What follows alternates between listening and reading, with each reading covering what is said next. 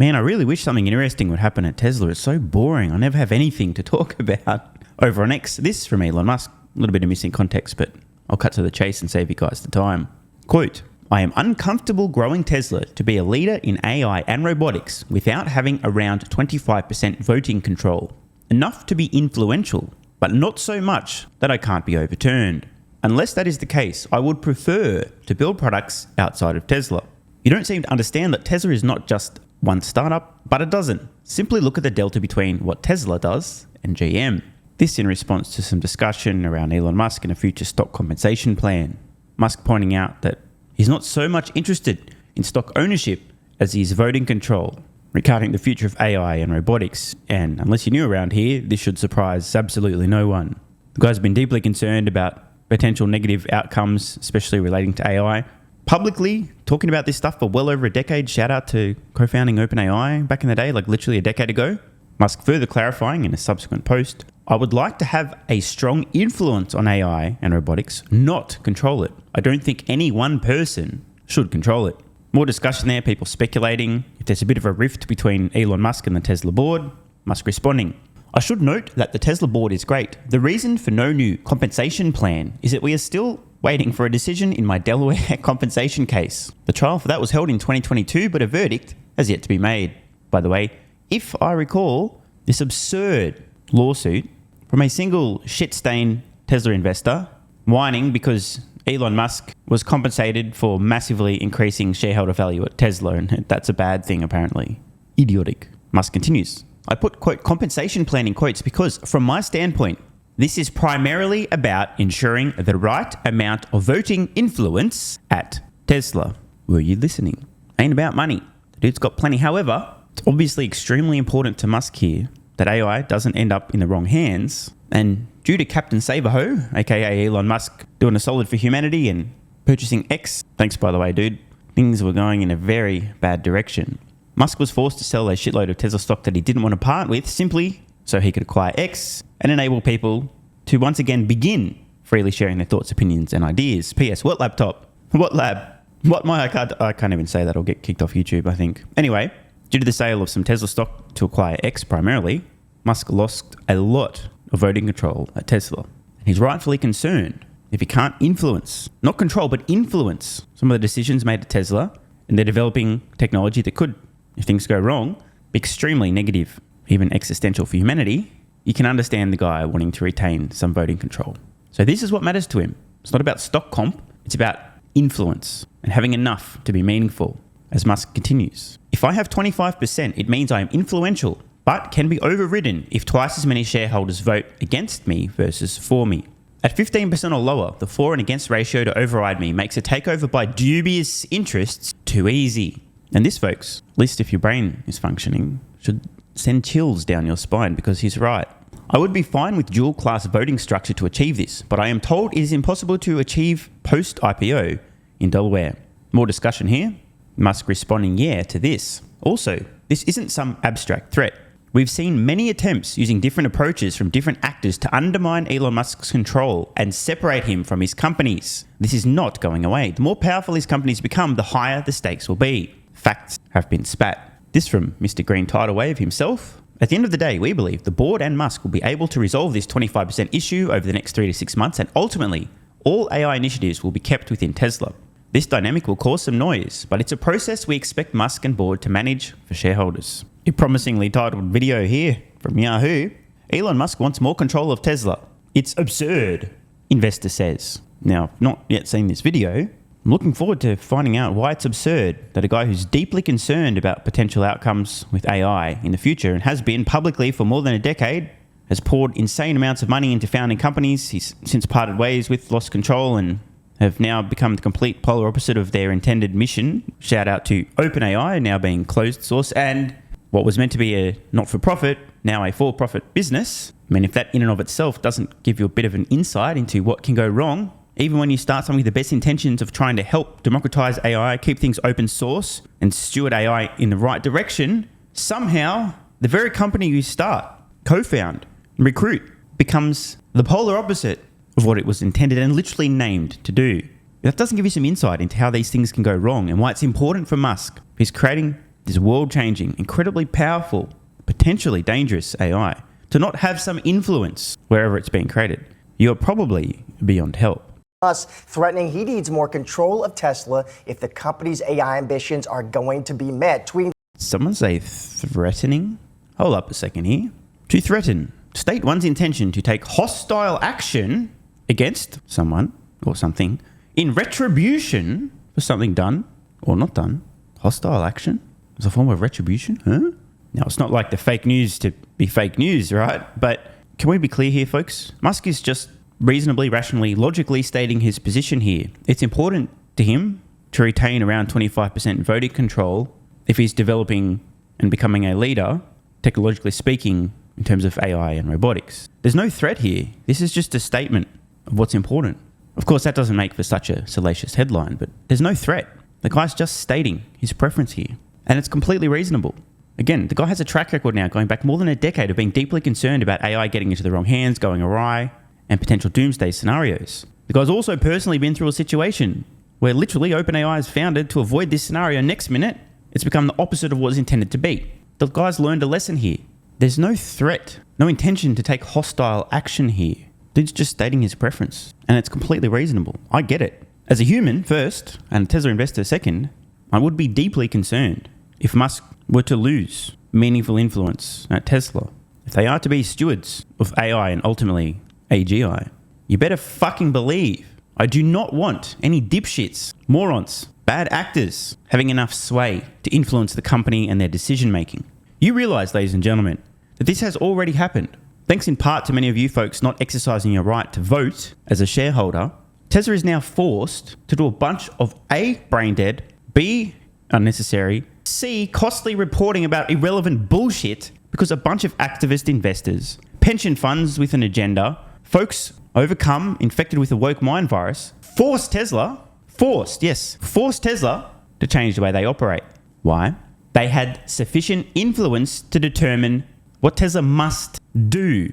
It's already happened. There's a precedent for bad actors and morons being able to directly influence Tesla's decision making. This is important. Today, he said, I am uncomfortable growing Tesla to be a leader in AI robotics without having 25% voting control, enough to be influential, but not so much that I can't be overturned. Let's see how investors are taking this news. Ross Gerber, CEO and president of... Oh, God, I knew it. I suspect, now look, I don't want to jump the gun, but I'm going to. I suspect that Ross may have a less than charitable interpretation of Elon Musk's expression of his desire and intentions here regarding AI safety. Could be wrong. The title has given me a bit of a hint that I may not be, but I look forward to hearing what Ross has to say. Because you can bet, as always, Ross will happily share his opinions. And I definitely respect that aspect of Ross. He's always willing to speak his mind, even if I very often vehemently disagree. Gerber, Kawasaki Wealth and Investment Management joins us now. Ross, it is always good to see you. So let me get your take on this, Ross. Elon Musk has taken this fight public. What do you think? I think he should buy the stock. I think he should use his money and buy 3% of Tesla for, $25 or $30 billion like the rest of us. I think the idea that shareholders should just give him $30 billion of stock so that he'll do his actual fiduciary duty to the company, which is building the AI robotics company he's sold us all on. Like, I'm very confused by all this. His job as CEO is actually to build this AI robotics Tesla company that he's being paid already $50 billion to do. So I don't know. I think this is absurd. Elon's friends and relatives are on the board of directors of Tesla. Nobody has any influence over Tesla except Elon. Also, that's why the folks with the woke mind virus somehow managed to force Tesla now to start reporting on things that are ridiculous, unnecessary, costly, and time-consuming. Weird. Bit of a conflict here in Ross's comments versus the reality. Now, once again, want to underscore, Musk here has said that he is uncomfortable, not unwilling, by the way. It's possible he's unwilling, but he's just expressed that he's uncomfortable here. Growing Tesla, this is a completely reasonable thing to say. He hasn't said, I will refuse to pursue any projects. I will can the existing projects, throw them in the bin, unless. Everyone seems to be interpreting this as a direct threat, when in fact the guy's literally just explaining his position, his thoughts, and what important. Look, I would prefer to build products outside of Tesla if I don't have sufficient voting control. Not I will. The guy's just literally stating his position. And this is good. Obviously, the Tesla board are listening here, and they'd have to be crazy not to be factoring this into a future compensation plan. In other matters, I just want to also mention something. I personally believe that there is a higher fiduciary responsibility of people leading companies producing products that could potentially wipe out humanity than to shareholders of said company. And that would be to humans. You know, some people may disagree on this point, but I personally think humanity should always come first. Am I crazy? And so I don't know what he's talking about. Ross, tell us how you really feel. And great to talk with you, by the way. It's Madison. I'm curious, Hi. What is this really about? Is this about this philosophical AI? What is that going to do for our society? Or is it about more control of the company? Or is it about a salary issue? What is this about here? Well, when you have $200 billion and you don't even care about living in a regular house and sleeping in a regular bed, it's not about money, okay? Ross is right. 100,000 trillion%. I've got to give him credit here. It's quite evident that Musk is not at all motivated by money, niceties, possessions, toys, or anything of the sort. What does motivate Musk? Spoiler alert, mission, impact. So credit where it's due here. Ross at least recognizes what isn't motivating Musk. That would be money. So this is about the fact that I tweeted that Grok is not owned by Tesla. And to put Gronk or whatever this thing is called. Wait, what?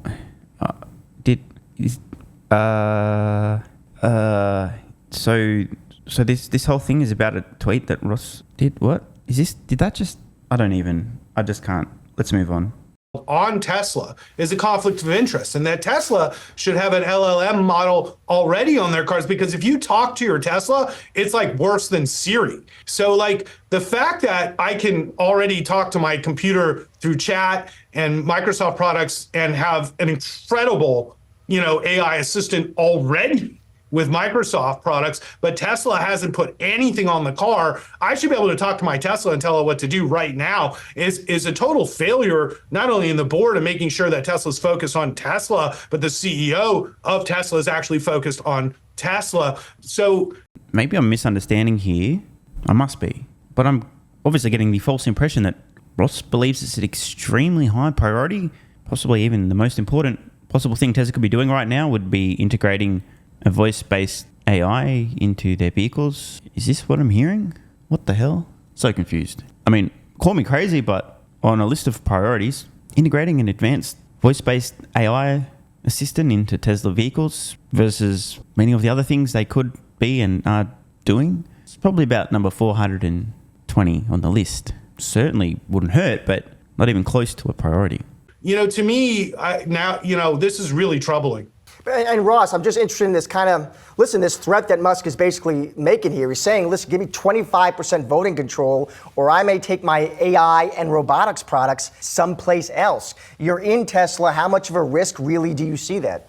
Well, I see this as a fundamental change in the story of Tesla, and it started 2 years ago. It's taken me about a year to fully grasp the fundamental change in the story in Tesla, but now it's been solidified exactly what I feared, which is Elon has full control of XAI, and he wants to build his best products and services under his full control and not for Tesla shareholders, even though he owns and controls the company.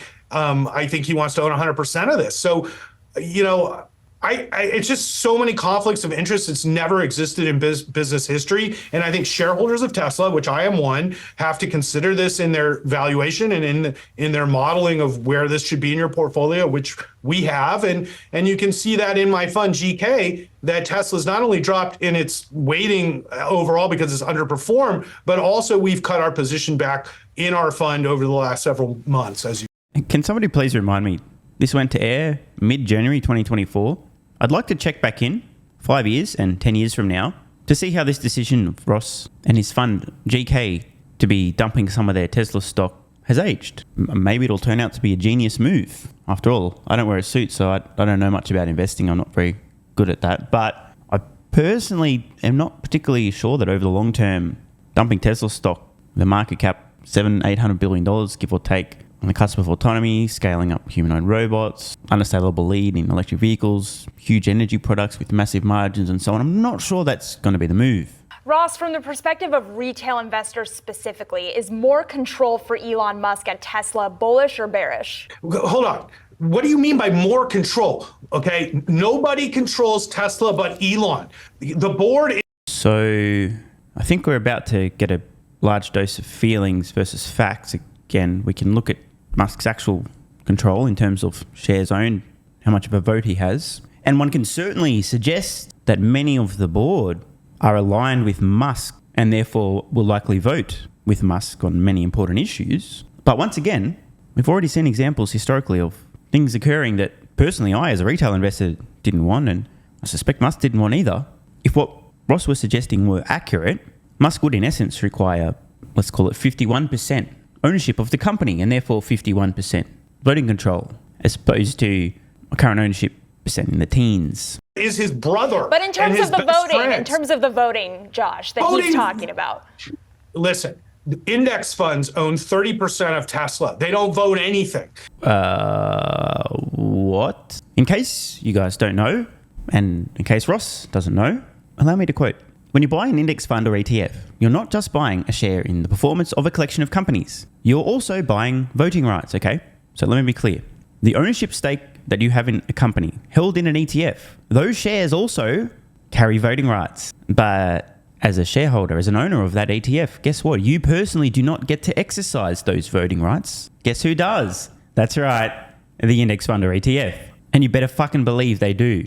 Traditionally, these rights, as in voting rights, have been delegated to the asset managers like Vanguard or BlackRock, who then vote on behalf, quote unquote, behalf of their investors, aka they just vote with the voting rights of the investors in their ETF or index fund. And this is how insane things occur at companies. And let me be clear, folks, based on some recent numbers here, institutional investors themselves own roughly 42% of Tesla. Think about this for a moment. If you've got a bunch of, let's just say, hypothetically speaking, institutional investors, e.g. ETFs, index funds, and so on, who have the same agenda, who possibly subscribe to the one true narrative, who vote in lockstep, who all believe the same things and want the same things and have the same interests. If these institutional shareholders already control more than 40% of the vote, they only need an additional roughly 8%. A few retail investors and maybe even some crazy Tesla insiders, and next minute, institutions are in control. I'm not sure exactly what Ross is talking about. Oh, wait, I remember now. We're just here. It's a big feelings, not a facts thing happening right now. Okay, back to you, Ross. Please tell us more about how these big funds, institutional investors, ETFs, don't vote. Elon owns 13%. Okay, you see what I'm saying? Like, there's nobody that can take control of Tesla. There's nobody. You would need hundreds and hundreds of billions of dollars of cash to buy the stock. So the notion that he doesn't control Tesla's the closest thing to a private company that's a public company. Okay, it's not run like regular public companies. Come on. I mean, it's just this whole thing is. So, coming in hard with feelings and a little bit light on the facts once again. Musk owning, let's call it 13 or so percent of Tesla. How much were the institutional investors in control of again? What about retail? Oh, more than Elon. Oh, interesting. Now look, in fairness, I suggest that Ross's point is, well, it's not like retail investors would have enough influence with their 44-45% ownership stake versus Elon's 13. It's not like a third or more of all of the retail investors would vote the same way and then suddenly have outvoted Elon. And it's not like the institutional investors, at least a third, would vote the same way and then have more control than Elon. Oh, wait for this. It's definitely not like a combination of some institutional investors and some retail investors combined. Just a fraction could outvote Elon either. So yeah, good point, Ross. The notion that Elon doesn't control Tesla is crazy with his huge 13 or so percent stake, which is essentially equivalent to over 50%.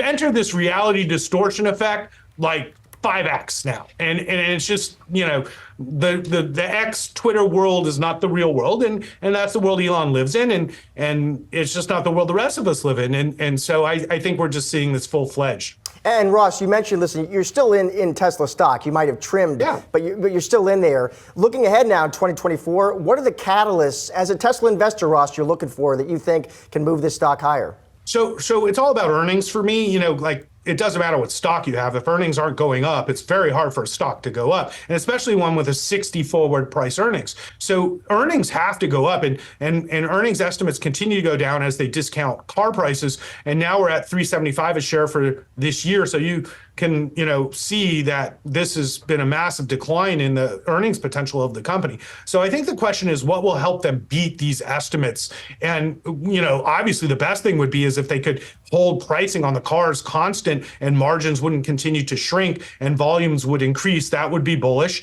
And if they are able to launch and really ramp the Cybertruck, which I fear is going to be much more difficult and expensive than they, assume. So if we get Cybertruck out in real volumes and keep pricing on the Model Y constant, Tesla has some upside. But I think right now, Tesla's a mature company looking at a lot of, challenges looking in front of them with an unfocused CEO. And I think at its current multiple, represents a certain level of risk in the stock that didn't exist before. And I think investors should pay heed and look at their portfolio. I love the company and I love Tesla's mission, but I, also have to look at the reality of the challenges the company faces.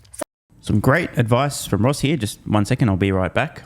Current portfolio, Tesla stock, 100%, still buying with every spare cent. Have not sold a single share since I began purchasing 8 years ago. Yep, I appreciate that advice, Ross. I've just had a look at my portfolio as you recommended, and I'm rather comfortable. Is it just me? Just want to leave you guys with a few closing thoughts. Just imagine hypothetically that SpaceX were a publicly traded company and Elon Musk did not have essentially complete control, which today is the case. Imagine SpaceX went public, same time as Tesla back in 2010. Same mission, but now they're a publicly traded company in which institutional investors and retail investors have a say. Musk proposes developing a new launch system. It says a decade or so from now, we believe we can reduce the cost of getting payloads to orbit by at least an order of magnitude, maybe more. We'll be able to shuttle crew, cargo to and from the space station. Oh, and we're also going to develop a global internet, connecting people in rural areas with information, helping to lift themselves out of poverty, to flourish. Oh, and we're also going to blow up a lot of rockets on the way. It's going to cost billions of dollars, and we're not going to show earnings growth for quite some time because it's going to be very expensive to do this. Oh, P.S. We're also going to colonize Mars and be working on a subsequent generation called the Starship as well. That's going to be very expensive, and we'll blow up lots of those rockets too. Institutional shareholders say, no, fuck that shit, mate. We want earnings now. Earnings. SpaceX, we need earnings growth. SpaceX, no rockets for you. I'm sure you can understand what SpaceX might look like today, where Musk not able to influence decision making. Another example, perhaps you've heard of this social media website, X. Imagine if X were currently a publicly traded company and Musk only had an ownership stake and voting rights in the teens. The FBI comes a knocking. Government bureaucrats come a knocking. Hey, there's a presidential election coming up. And there's some wink, wink, nudge, nudge, a bit of Russian disinformation that's just appeared. That's definitely Russian disinformation and could negatively affect the outcome for the next election that we would like. Therefore, it doesn't exist. Please stop people even sharing this link. Oh, and that guy with 3 first names who just said a man who thinks he's a woman's a man, you've got to permanently ban him as well and also dox him and find out where he lives. That'd be great. Thank you. Oh, and the people talking about the things happening in their chest and the My car, I won't even finish that because YouTube will probably ban me. Go fuck yourselves, YouTube. Those people as well, you got to ban them all, and especially the doctors and everyone's that ask certain questions. You can't be asking questions. You've got to ban those as well. Oh, and these presidential candidates who are launching their campaigns, and no, we can't have any of that. No questions, no information, no data, no nothing. Please ensure only the one true narrative is acceptable and propagated on this platform. Thank you very much. Guess what? We control the votes. Therefore, you don't really have much say, do you, Elon? Sorry. I think you guys might get the point.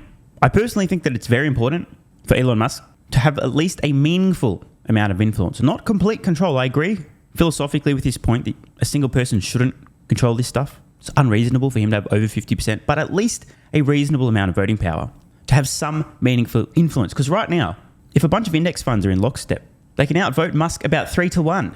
Same with retail investors. This is bad. Unless, of course, you are of the strong emotional response that, that they would never have similar thoughts about things that would be contrary to what Elon wants. Therefore, what are you talking about? No one possibly could control the company. Elon controls it with his huge, gigantic 113 or so % ownership stake. Over and out.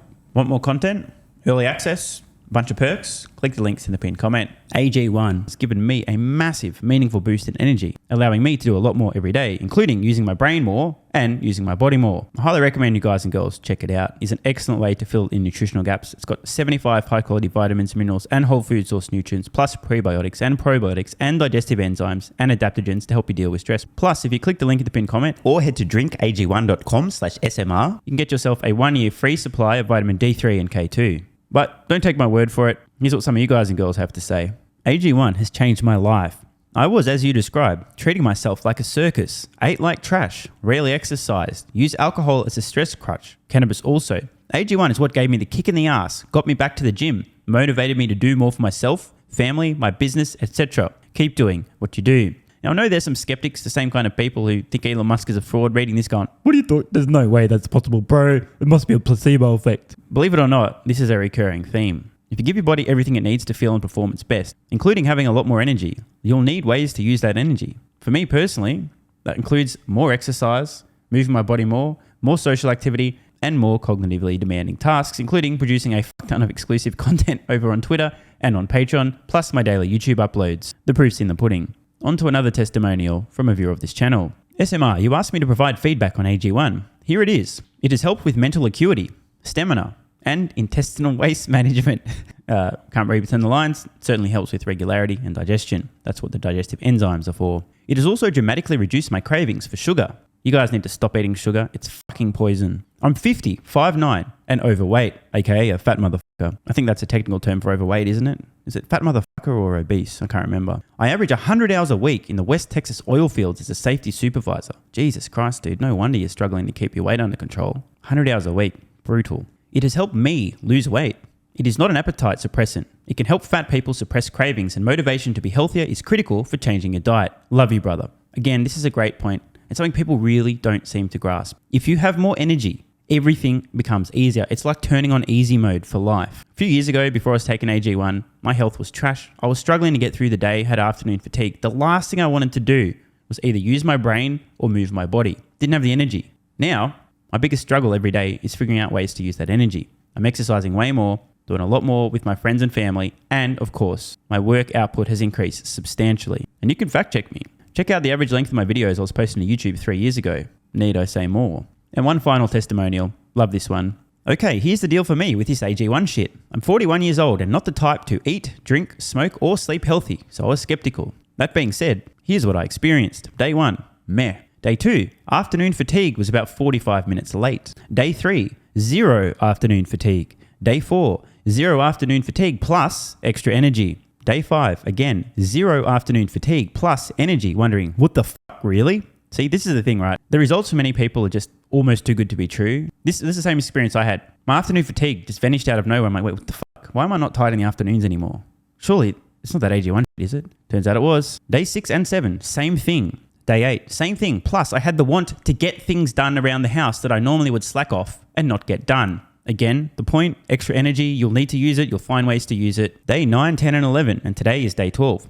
I fucking love it. So however you managed to get me to buy it, I'm so glad you did. Thank you so much, SMR. It really changed me so far. Guys, this shit really works. Just try it. By the way, this is the reason I continue to relentlessly promote AG1. A lot of people get real fucking mad in the comments. Oh my God, Snake Oil Salmon's sold out. Oh my God, he's a scammer. This is fraud. But constantly, I'm pretty sure everyone making these comments is also currently short Tesla stock. I'm not particularly concerned about people having a negative perception, those folks suffering from small brain syndrome, still living in my bum's basement syndrome, etc., writing mean comments, claiming AG1's a scam or it doesn't work. I mean, bro, when I get feedback like this is what keeps me going. Just try this stuff for a month, and if you don't get these results, get your money back. See, it's a literal no-brainer. It's an IQ test at this point in time. Testimonial after testimonial after testimonial like this. Get your money back if it doesn't work. Just try it for a month, and if it doesn't work, get your money back. Today's the day. It's finally time. Be like this guy who was a massive skeptic, but finally, after 1,000 promotions in a row, caved in, tried AG1, and has results like this. Head to drinkag1.com/SMR or click the link in the pinned comment, and please,